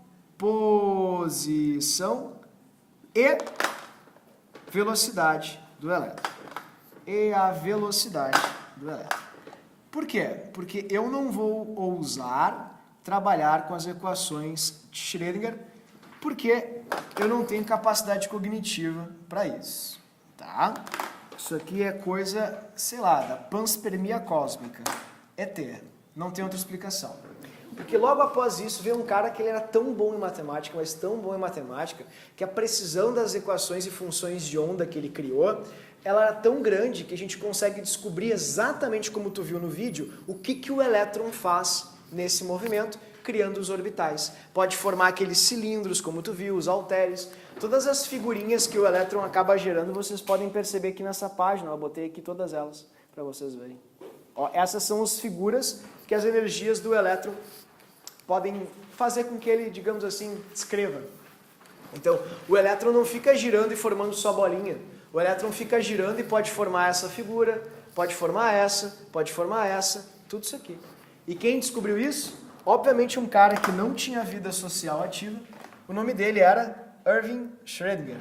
Não sei, meu alemão é terrível, né? Então, por favor, não me julguem. Certo? Schrödinger, tudo bem? Esse cara aqui, ele foi o responsável pelas equações matemáticas de onda. E se alguém aqui for fazer engenharia, ó, ele criou a posição exata do elétron na eletrosfera, que a gente chama de orbital. Então, ele que equacionou matematicamente o orbital. Equacionou o orbital, que era a região com máxima probabilidade de se encontrar um elétron. E todas as formas que os orbitais poderiam assumir. Certo? Então, esse é o cara da matemática, tudo bem? Ele definiu as equações de onda do orbital. Não me perguntem como são as equações, repito, eu não tenho capacidade cognitiva para falar para vocês, porque é muito complexo, certo? É horrível. Se alguém aqui for fazer engenharia, esse é o símbolozinho das funções de onda que ele criou. Se alguém for fazer engenharia, vocês vão ter uma cadeira chamada equações diferenciais, que é um horror assim, de repensar a vida. E graças a esse cara aqui, a gente passa por esse momento traumático no nosso período de graduação. Eu passei, graças a Deus, eu não levei nada comigo, que bom, me livrei das amarras opressoras da matemática desse cara, certo? Mas enfim, ele que equacionou os orbitais, ele que definiu essas regiões, e esse é o modelo de átomo atual. Pode cair aonde? Desculpa. Pode cair na PUC, como eu falei para vocês, pode cair na Unicinos, pode cair em provas que não URGS e Enem. Tudo bem? Mas eu pergunto para vocês, a gente precisa da química e da física quântica para explicar coisas básicas? Tu precisa da física quântica para erguer um prédio? A gente pode simplesmente, sei lá, negar a física newtoniana em detrimento de uma física que evoluiu, como por exemplo a física quântica? A resposta para isso é, a gente usa a física newtoniana ainda? Sim, muito. Se a gente usa a física newtoniana, é porque na ciência as coisas não são assim. Descobriu uma coisa nova, ela acaba invalidando, ou falseando, ou negando a antiga. Não, são modelos. Os modelos ficam, e a gente viu nas historinhas que, mesmo o Galvani, que era maluco, ajudou a gente a criar um desfibrilador. Mesmo a experiência do Thomson, que não tinha total precisão, ajudou o Röntgen a descobrir os raios X. Mesmo o Dalton, que trabalhou com as massinhas, achava que o átomo era uma bola, ajudou a estequiometria a surgir. Então, cada modelo que mesmo que não tenha tido sucesso, ou digamos que precisão e veracidade, de certa forma, sempre contribuiu com alguma informação precisa para que a história da ciência pudesse evoluir. Então, o que eu estou dizendo para vocês? Estou dizendo que a gente não vai trabalhar um átomo tão específico, tão pontual, tão, nano. A gente vai trabalhar com um átomo mais, digamos assim, didático, que é esse átomo aqui. O átomo que cai nas provas, queridos, é o átomo de Bohr. Esse átomo que vocês têm nessa tabelinha, nessa parte da aula, que é uma alegria, é super fácil, e vocês vão perceber nos exercícios o quão fácil é. Tudo bem? Então vamos lá. Qual é o átomo do ensino básico, o átomo que os químicos usam para explicar os fenômenos mais simples do dia a dia e da química do dia a dia? É esse átomo aqui. A gente usa o átomo de Bohr. O átomo dividido nos níveis e dividido em núcleo, não é?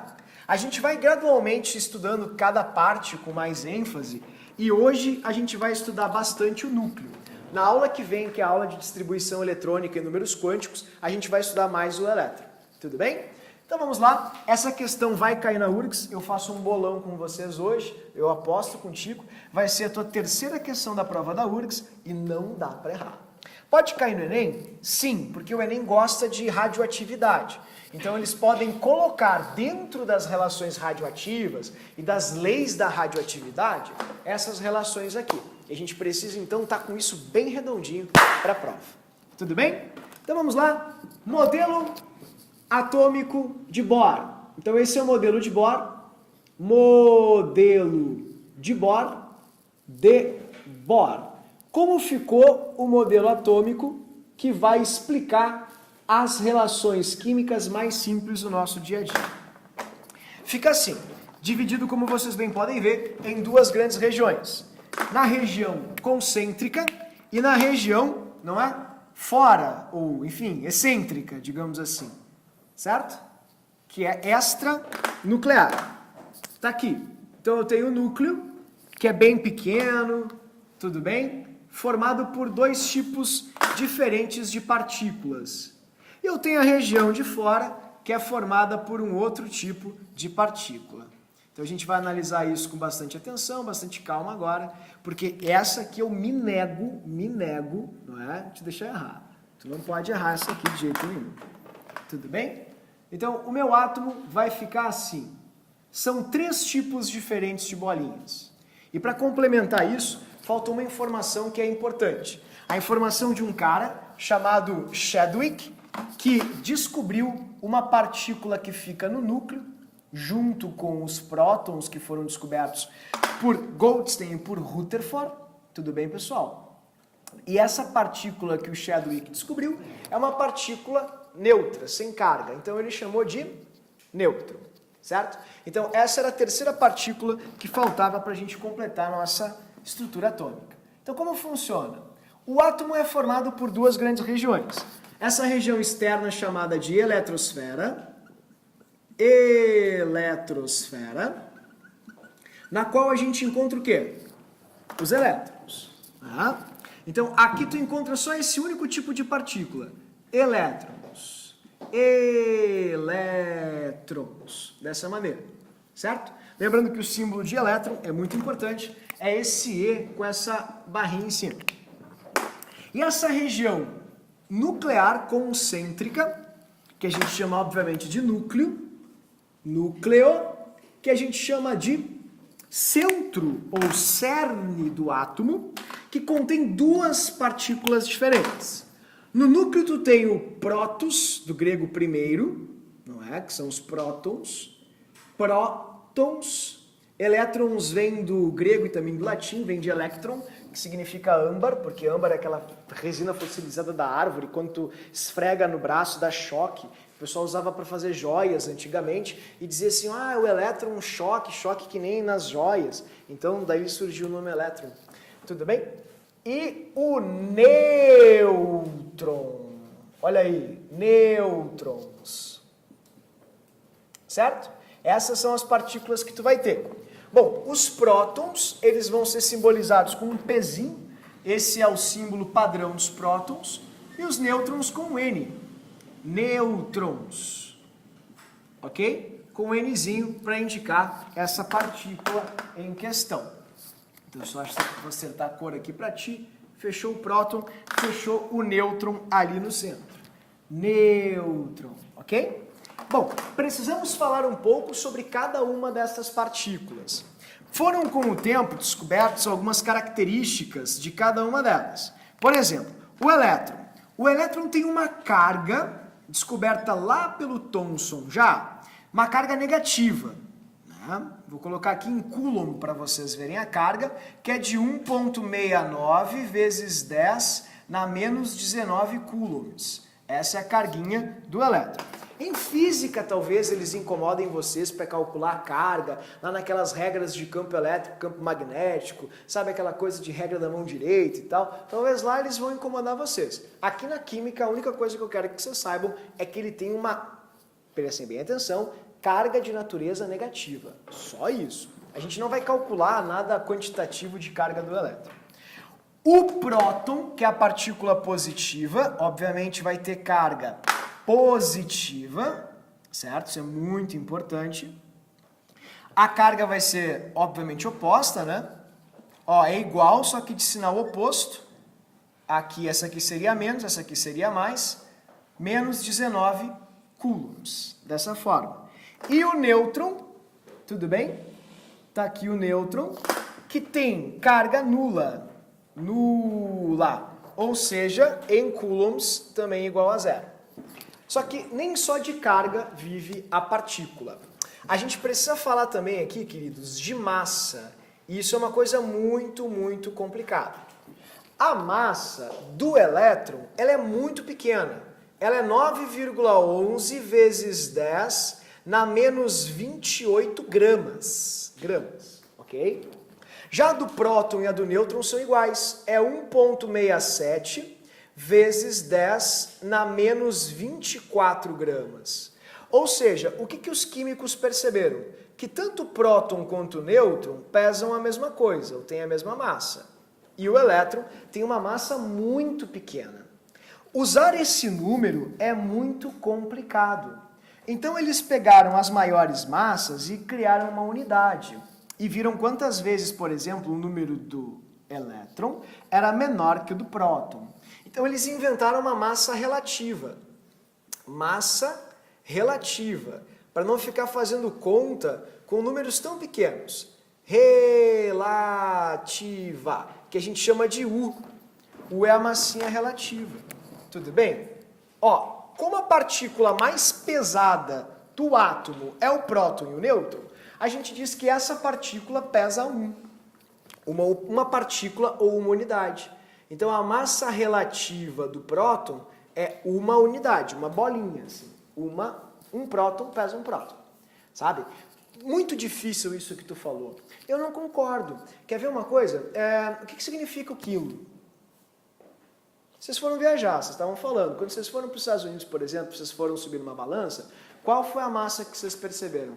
Foi os, sei lá, 58 quilos, 60 quilos, 53 quilos que tu tem? Sim ou não? Como é que se mede massa nos Estados Unidos?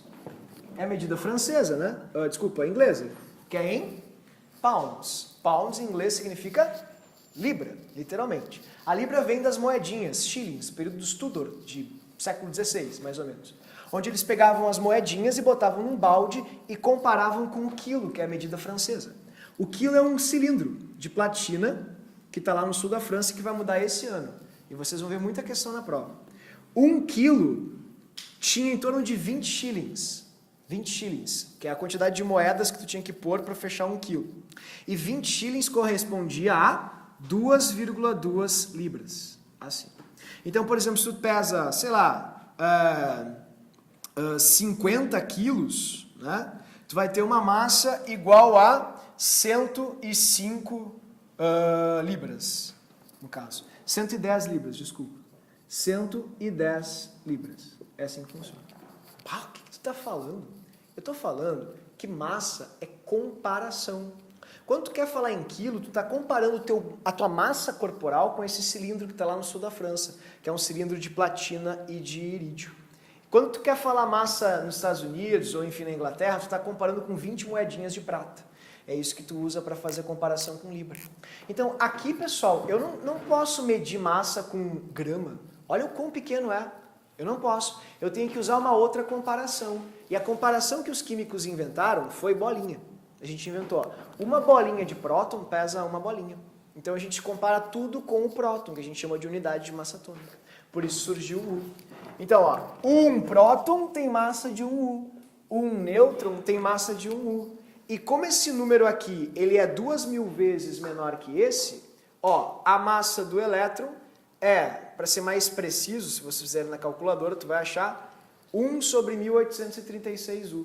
Ou seja, o elétron é 1836 vezes mais leve que um próton ou que um nêutron. Portanto, como ele é muito, muito, muito leve, a gente considera essa massa desprezível. É assim que a gente vai trabalhar com a massa do elétron. Não tem massa significativa, omitiremos ela do átomo. Sim ou não? Eu consegui me fazer entender? Vocês entenderam isso, sim ou não? Ok, então vamos completar aqui essa tabelinha, que está aqui embaixo, que é super importante, para a gente saber como é que eu obtenho essas informações dos elementos. Porque estamos falando de átomos, e tu falou que um átomo é formado por próton, elétron e nêutron, que são partículas subatômicas. Tá, e como é que eu obtenho essa informação? Por exemplo, como é que eu sei quando é um hélio, quando é um hidrogênio, quando é um carbono? O que define isso? Na época que o Dalton começou a definir elementos, tinha só 36. Conforme a ciência foi evoluindo e as coisas ficaram mais avançadas, a gente descobriu vários e vários elementos novos. Por favor, não copiem nada, olhem para o quadro agora, tudo bem? Só que conforme nós fomos descobrindo elementos novos, olha que engraçado o que se percebeu. Foca no quadro, tá? Não copia nada, por favor. Olha para isso aqui. Bom, se percebeu o seguinte. Hidrogênio, um gás que explode e tal, ele é só igual ao hidrogênio, ele tem identidade, ninguém mais é igual ao hidrogênio. O que o hidrogênio tinha? O hidrogênio só tinha um próton, tá vendo? Aí se analisou outro gás que não explodia, que tu podia até inalar e quando inalava falava fino. Como é que é o nome do gás que quando tu inala tu fala fino? Opa, sabe, olha ali, tu conseguiu enxergar no quadro ali? Percebeu? Eu aumentei um próton, tu concorda comigo? Um próton, virou o que aquele átomo ali? Ah, virou hélio. Tá, mas aí tem um outro átomo que explode com água, que ele é metálico. Bah, se usa, não é, no tratamento de pessoas que têm distúrbios emocionais, psicológicos, o lítio. Ele tem 3 prótons. Tá, então significa que se um elemento tiver 4 prótons... Ah, então quer dizer que o número de prótons define o tipo de átomo que a Lê perguntou no tema. Quem determina quem tu é para o Estado brasileiro, não é? Digamos assim, para a União, é o teu CPF, teu RG. Quem determina que tipo de elemento a gente tem para a natureza é o número de prótons. O número de prótons é o número que define que elemento tem. Só o berílio tem 4 prótons. Só o carbono tem... O boro, desculpa, tem 5 prótons. Só o carbono tem 6. Só o nitrogênio tem 7. Se eu tirar um próton do nitrogênio, ele não é mais nitrogênio, ele é outro elemento químico. Então, isso gerou para os químicos o número de identidade dos elementos. E o número de identidade dos elementos é justamente o número de prótons. Veio do alemão, porque na época os alemães, eles ponteavam, digamos assim, não é, as descobertas químicas e tal, e a gente chama isso de número atômico. Z vem de somatório, que é uma palavra alemã, e significa número do átomo. Sempre vai corresponder ao número de prótons que esse átomo possui.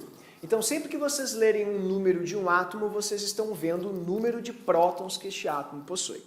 Tudo bem? Ok. Aí a gente se pergunta, onde estão as outras partículas? Bom, é de praxe para os químicos representarem os elementos neutros na tabela periódica. Então, como os elementos eles são neutros na tabela, ó, dá uma olhadinha de novo aqui no nosso simulador, por favor. Vamos supor que eu analise só o carbono.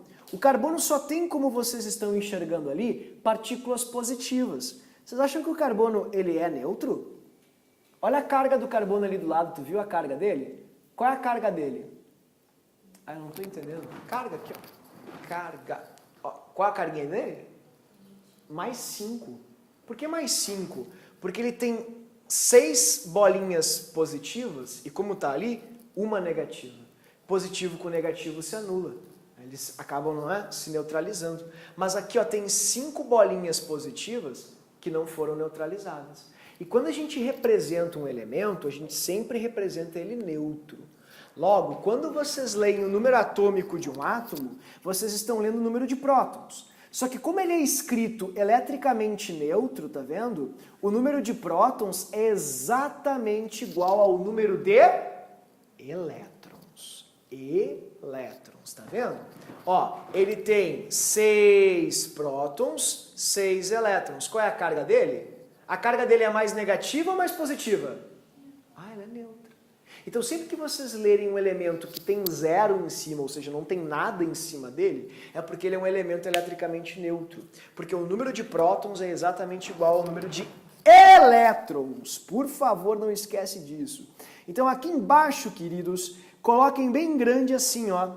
Quando eu olho Z, que é o número atômico de um elemento representado na tabela, Z vai ser igual a prótons e igual aos elétrons. Qualquer elemento que eu leia na tabela periódica sempre vai ter o mesmo número de prótons e elétrons, porque é uma convenção de químicos. A gente sempre representa prótons e elétrons na mesma quantidade para eles serem eletricamente neutros. Tudo bem? Bom, só para fechar com a massa, aí eu deixo aqui essas relações que são bem facinhas para a aula que vem, uma coisa bem rápida, até porque a maioria das questões fica só na parte de massas, então vocês não vão ter problemas. Então, para fechar, o que é a massa? A massa é o que está faltando no nosso átomo. Olha ali, ó. Se próton e nêutron pesam do mesmo jeito, têm a mesma massa, deixa eu te fazer uma pergunta. Olhem as bolinhas do carbono. O que está faltando ali no carbono? São 3 partículas subatômicas. Qual partícula que está faltando ali? Tá, mas e por que tem nêutron, hein? Olha para cá, dá uma olhadinha. Não são 6 bolinhas positivas juntas? Positivo com positivo não se repele?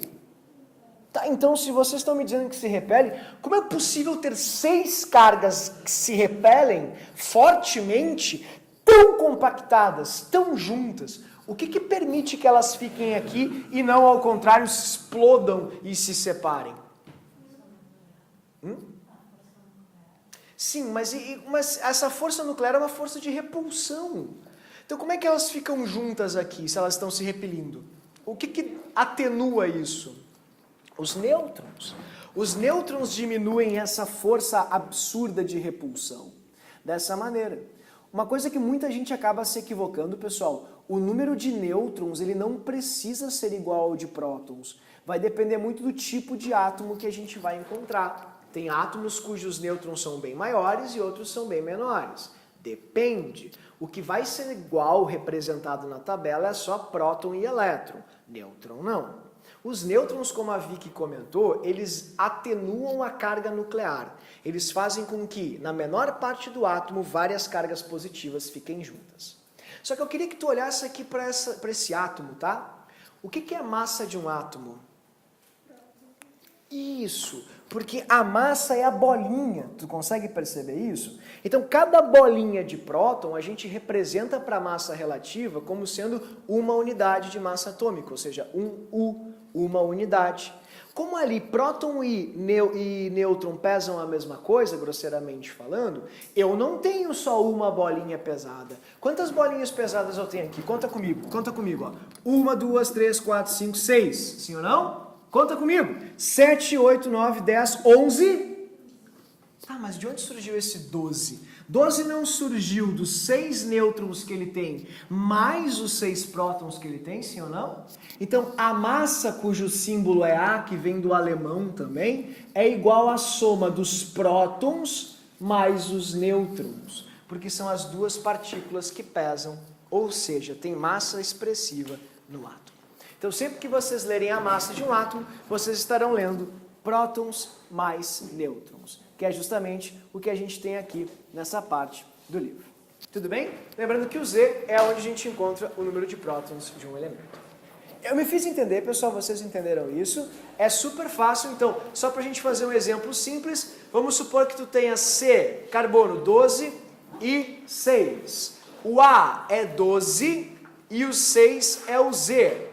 Significa que o carbono tem 6 elétrons, que o carbono tem 6 prótons e ele tem também 6 nêutrons. Por quê?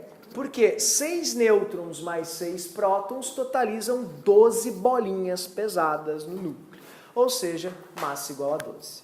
Na aula que vem, então, eu começo só fazendo essa tabela aqui que é bem curtinha e a gente vai ter uma aula de distribuição eletrônica e também de números quânticos. Mais distribuição eletrônica do que números quânticos, porque é o que pode aparecer mais. Certo? Queridos, muito obrigado pela atenção. Obrigado por vocês me aguentarem aí todo esse tempo. Façam o teminha, por favor. Marquem plantões, o senhor está sempre à disposição. Certo? Então é isso aí. Tchau, tchau. Tudo de bom e até semana que vem.